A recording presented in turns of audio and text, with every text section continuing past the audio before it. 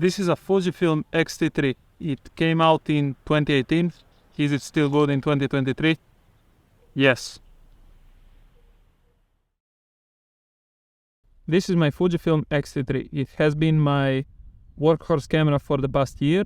I've used it both for personal projects and client shoots for both photo and video, and honestly, I've been really happy with the results I got. I've used it to shoot real estate, cars, portraits, weddings, food photography, product photography, and basically anything else I shot in the last year, and it worked great for all of it.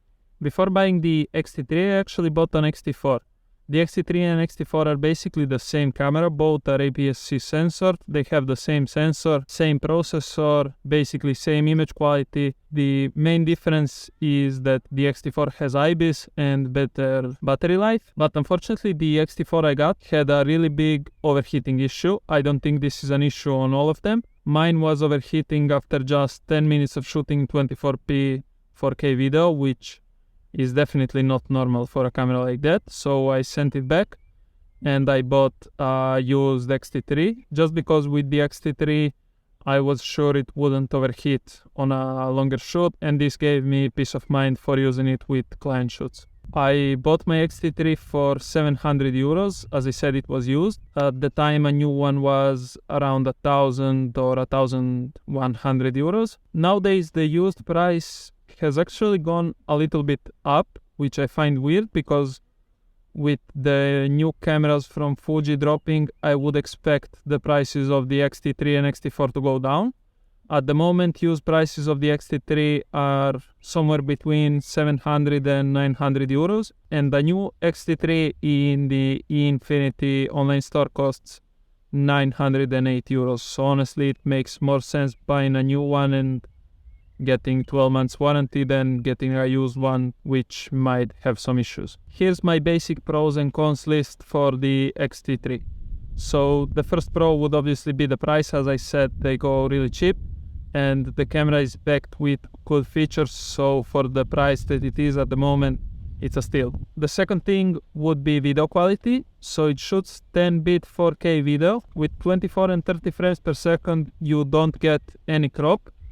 With 60 frames per second you get a slight crop, which is I think 1.1, which at the end of the day is less than any other camera in this price range. It also shoots in really high bit rates. Next is the color profiles. So Fuji obviously has all the cool film simulations, which are great to work with, but it also has F-Log for video, which I love. I mostly use F-Log and the film simulation Eterna. I use F-Log when I know I have enough light and when I don't have to push the ISO, and I use Eterna when there's lower light, so it gives me a bit of a cleaner image with higher ISOs. Another great thing this camera offers is dual card slots. You get two UHS 2 card slots, which is great. They're fast card slots. You can use faster cards and you can shoot redundant, so you have the safety whenever you're shooting something like a wedding or an event where you can reshoot some of the shots. It has a pretty fast burst rate.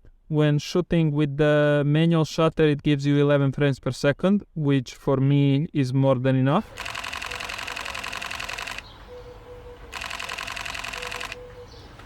And with the electronic shutter, it gives you 20 frames per second uncompressed RAW, which I honestly never used because I never needed to shoot 20 frames per second, but it's good that it's there. And lastly, Fujifilm gives you a lot of personalization with these cameras, so you can set up any button to do whatever you want it to do, which is really good, so you can dial in your workflow with the camera to be as fast as possible. Now let's get to the cons. So the first con I would say is the design of the camera. Even though I love how it looks and I enjoy using the top dials when I'm shooting just for myself or shooting street photography or whatever, but when I'm shooting an event or a wedding, I like using the front and rear dials more just because it's faster and it's more intuitive to use. You can set up the X-T3 to work with the front and rear dials, but then you're not able to quickly switch either shutter speed or ISO to fully automatic, which if the light keeps changing, if you're shooting at night at an unevenly lit venue, where I like to use auto ISO, which makes it easier to get the correct exposure with every shot. The next thing is again the dual card slots. They're great for photography, but unfortunately with video you don't get backup, so you can shoot only to one card at a time. I don't know why they did it like that, but unfortunately it is what it is. I find the grip on the X-T3 to be a bit too small for my hands. I have kind of big hands and the grip is really shallow. I enjoy more having a bigger DSLR grip. And lastly, the battery life. The battery life on these cameras is pretty bad. Whenever I go to a shoot, I bring at least 4 or 5 batteries with me.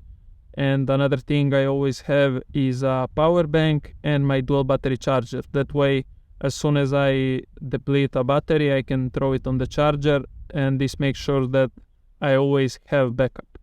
The next 2 issues I think have to do just with my unit. I don't know if someone else has the same issues, please leave a comment below. So the first one would be random freezes. This has only happened about a handful of times, and it always happened right after shooting a burst of photos while the camera is writing. I don't know why, but the screen just goes blank. You can see the red light, which means that the camera is writing, and it just doesn't stop. So usually I had to switch the camera off and take the battery out, pop it back in, and then it would work perfectly, and as far as I know, all the photos were there. The second one is the camera randomly resetting itself to factory settings. I am not sure why this happens. I have read online it may be an issue with the internal battery. There's another battery in the camera which keeps the memory of your settings. And the fix for this would be charging the camera through USB-C, which I do at least once a month, but still sometimes I get the reset. And I don't believe it's because of the internal battery, just because when it resets, I set it back again, and without charging it through USB-C, it will last again for another 2, 3, 4 weeks, a month, I don't know. Because of those 2 issues, I've actually just bought a Fuji X-S10, which I'm planning to use as a backup, as a B-cam for interviews, and maybe even replacing the X-T3 if it fails completely. Here's a bunch more info about the camera which you might find helpful if you're considering buying one. The first one is low light performance. I know I was concerned about it being a aps-c camera, but honestly it works great. I have no issues pushing it to ISO 6400. I've even pushed it to 8000 and 10,000.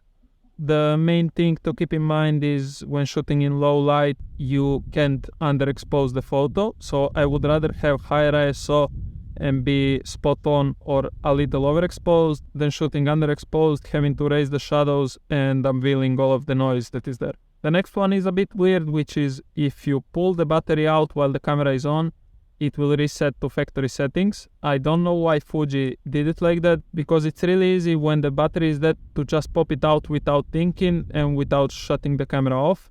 It definitely happened to me a bunch of times when I just bought the camera, but once you get used to it, it's fine. The FujiFilm mobile app, it's not great, but for me it has always worked. I never had issues transferring files to my phone or shooting remotely with it. Online I see a lot of people having issues with the app not working on their phones. It might have to do with your phone or something, I'm not sure, but for me it's always worked fine. If you're buying the camera, you might get the option to buy it with the kit lens, which I would definitely advise to do. I was used to the kit lenses that you get with Canon cameras, which whenever you get a kit lens with a Canon camera, you usually just take it off and buy something else because they're really bad. But the Fuji kit lenses are amazing.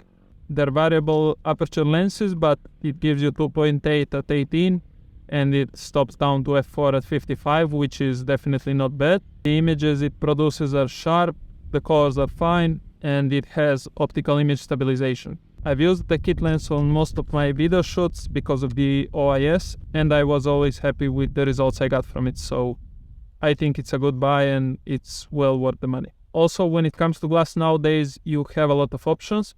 So you have Tamron lenses, and they're actually just coming out with an 18 to 24 f2.8, which I'm thinking of buying. You have the affordable Viltrox primes.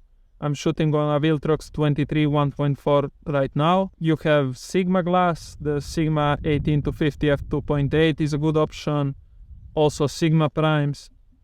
And lastly, you have the Fuji glass, which is amazing. It costs more than the third-party glass, but you get great image quality, great performance. As I said, I've used the camera privately and professionally in the last year, and I'm really happy I got it. I'm really happy with the results, and my clients are too. I hope this video has helped you form a better opinion on the camera, and if you're thinking of buying it, I think it's a great investment for the price it is right now.